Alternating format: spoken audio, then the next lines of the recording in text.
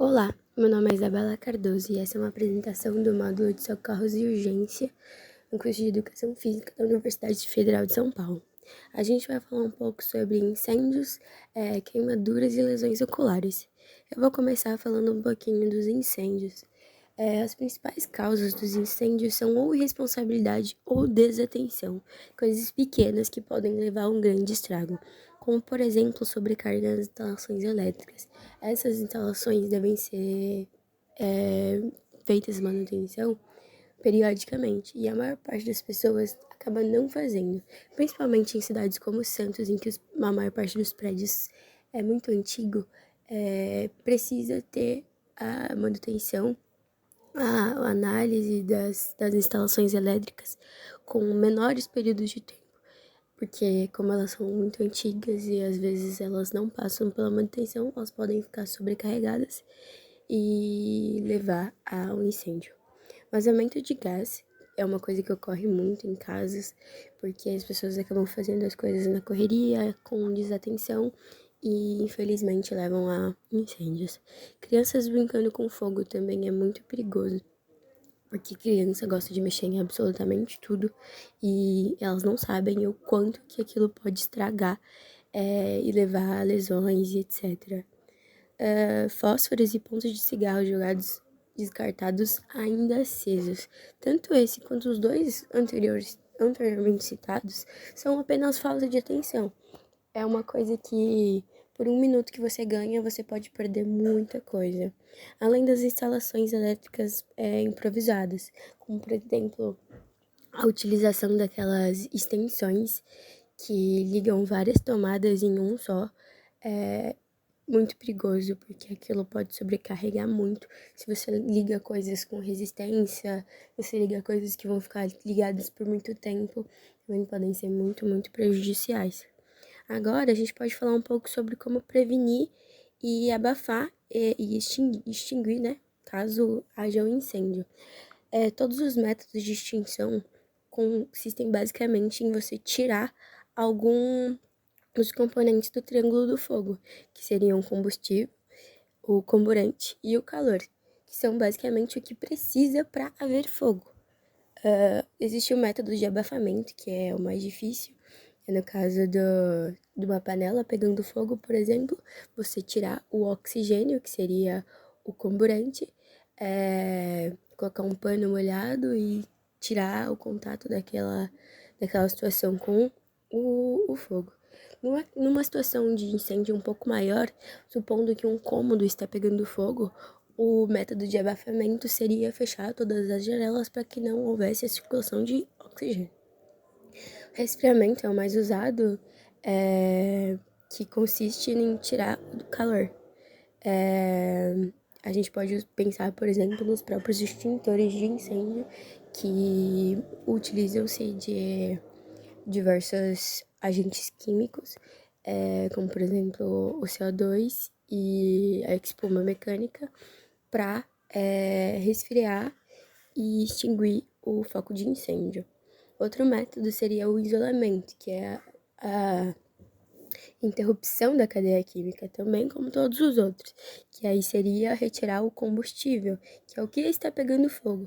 Supondo que há uma poltrona pegando fogo, uma cadeira pegando fogo, você tira todas as coisas que estão perto dessa poltrona, dessa cadeira, que podem também pegar fogo, e após o fogo consumir toda a poltrona, aquele fogo vai se extinguir. É como uma fogueira. Se você não ficar alimentando ela com madeira, com algo para ser queimado, uma hora ela vai apagar, tal qual essa situação.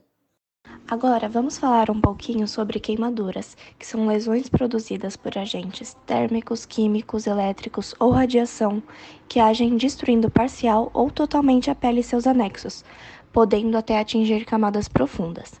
E é de extrema importância conhecer e aprender meios e condutas para lidar com possíveis situações e lesões de queimaduras, como apagar as chamas, imergir a área afetada em água fria ou colocar compressa fria de 15 a 25 graus Celsius, cobrir as lesões com um pano limpo e não aplicar nenhuma substância nas lesões, nem gelo.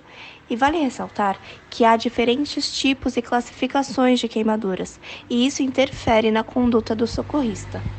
A partir disso, o que precisamos saber sobre as classificações das queimaduras? Elas podem ser classificadas quanto à extensão, como pequena ou grande, dependendo da área afetada do corpo da pessoa que foi queimada. Quanto à profundidade, podendo ser de primeiro, segundo ou terceiro grau a queimadura. Ou quanto ao agente causador, que pode ser químico ou físico. Bom, então já sabemos o que são as queimaduras e suas classificações, agora vamos aprender um pouco mais sobre as condutas específicas para cada tipo que foi falado anteriormente.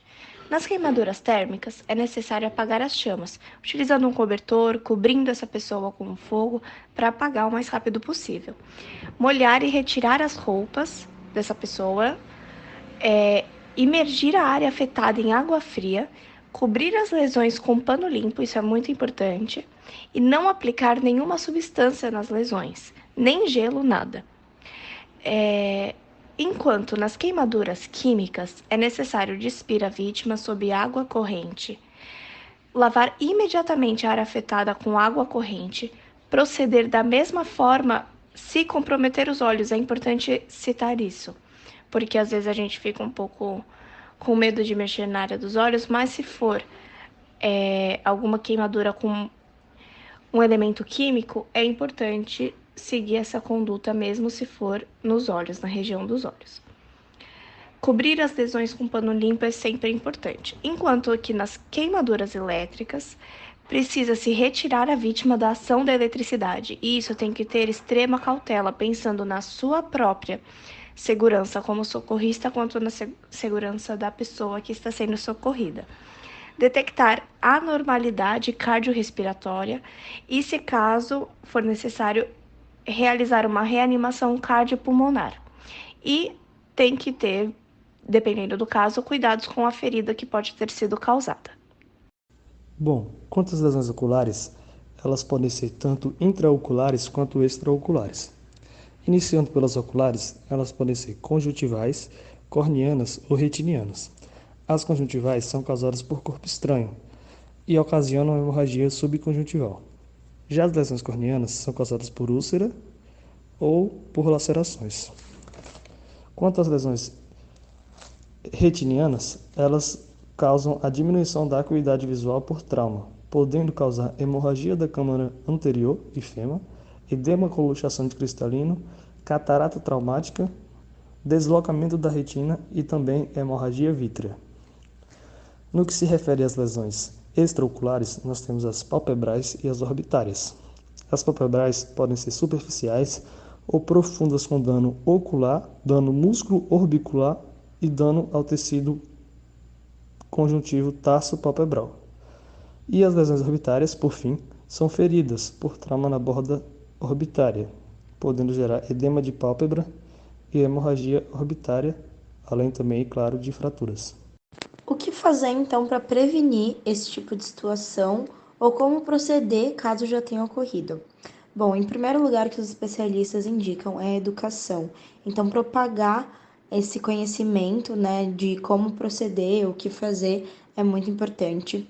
Em caso de obras ou quando for mexer com materiais que pode acabar espirrando nos olhos, seja em pó, líquido ou sólido, se faz necessário protetores oculares para prevenir então algum acidente. Todas as vezes que acontecer alguma lesão ocular na parte externa dos olhos, então, por exemplo, na pálpebra ou perto da região dos olhos, se faz necessário mesmo assim uma análise, né, uma exploração intraocular, então na região interna dos olhos, mesmo que não esteja incomodando. Em caso de hemorragias, eu aconselhava fazer compressas frias, então, por exemplo, pegar uma gaze e encharcar com soro fisiológico e deixar em cima da região dos olhos. E, após isso, um exame oftalmológico assim que possível. Então, em primeiro lugar, não mexer, né, na região interna, fazer essa compressa fria em cima da região dos olhos e, assim que possível, o quanto antes, que um médico, um especialista examine ali a região interna também. Então é isso, gente. Muito obrigada pela atenção E não esquece de curtir, comentar e enviar para os amigos. Até a próxima!